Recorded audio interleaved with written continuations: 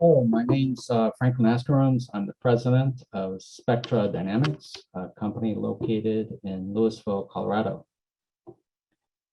SpectraDynamics has manufactured low noise instrumentation for time, frequency, and now quantum applications.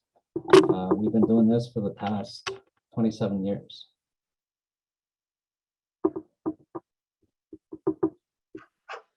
We manufacture a variety of products that can be used for quantum timing applications.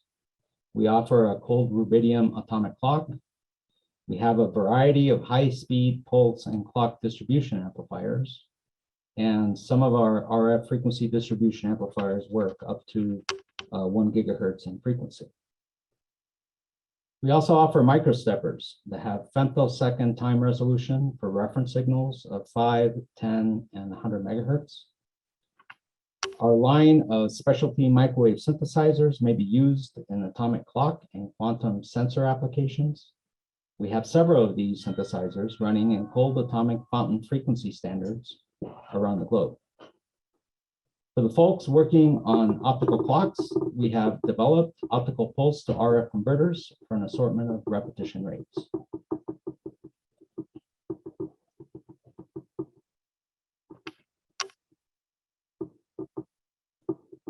One of our newest products is a cold rubidium atomic clock that was funded by DARPA. The original DARPA specifications called for a clock with a short-term frequency instability of less than a part in 10 to the minus 12 at 1 second averaging time, and a long-term frequency instability of less than 5 parts in 10 to the minus 15. Our technical approach was to develop a laser-cooled rubidium microwave clock. The clock has a microwave synthesizer, a very compact laser system, and a high-performance physics package. The clock cycle is shown in the cartoon. The rubidium atom, 87 atoms, are trapped and cooled. At the top of the physics package, optical pumping is then used to get the atoms into the proper ground state. The light is turned off to allow the atoms to fall through the microwave cavity and interact with the microwave field. The atoms then enter a detection region where the atoms that made the clock transition are detected, and then this detection signal is used to lock a low noise oscillator to the atomic transition. This cold rubidium atomic clock is now a commercially available product. We have shipped several devices this year. It comes in a 40-liter, 30-kilogram enclosure. The power consumption is about 75 watts, and it runs on 100 to 240 volts AC, as well as 24 volts DC. The switchover from AC to DC operation is automatic, so as to ensure continuous operation. The clock has outputs at all the standard timing outputs, 1 pulse per second, 5, 10, and 100 megahertz. On the right is the total Allen deviation data for 5 of our production clocks. The frequency and stability of the clock can be characterized as less than 8 parts in 10 to the minus 13 over root tau, from 1 to about 100,000 seconds. For averaging times greater than 10 days, the frequency and stability is less than 1 part in 10 to the minus 15. And this corresponds to a time deviation less than 100 picoseconds at 1 day.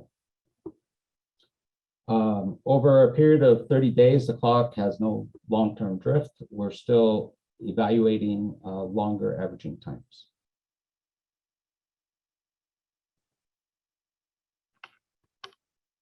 We also manufacture the FC series of optical to microwave synthesizer modules, and these were developed for use in optical clocks or photonic oscillators. The instrument is used to generate low noise, ultra stable, 1 pulse per second, 10 megahertz and 100 megahertz signals that derive their phase and frequency stability from a pulsed optical source. We have modules that operate at 80, 160, 200, and 250 megahertz optical pulse repetition rates. On the right side, you can see a plot of typical stability data. This is a common source Allen deviation for a pair of devices. And you can see that it's about 8 parts in 10 to the minus 15 at 1 second averaging time.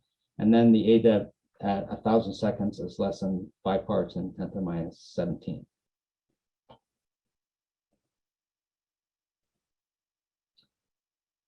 We're looking to expand our customer base. So we're looking for new customers. We're also looking for partners for new projects and applications. We are expanding and have open positions for atomic physicists and as well as some senior electrical engineers or mechanical engineers. We'd like to find new suppliers that offer laser system and optical components, as well as people that can provide optical coding services. If you can help us or are interested, please send us an email or call. Thank you for the opportunity to speak with all of you.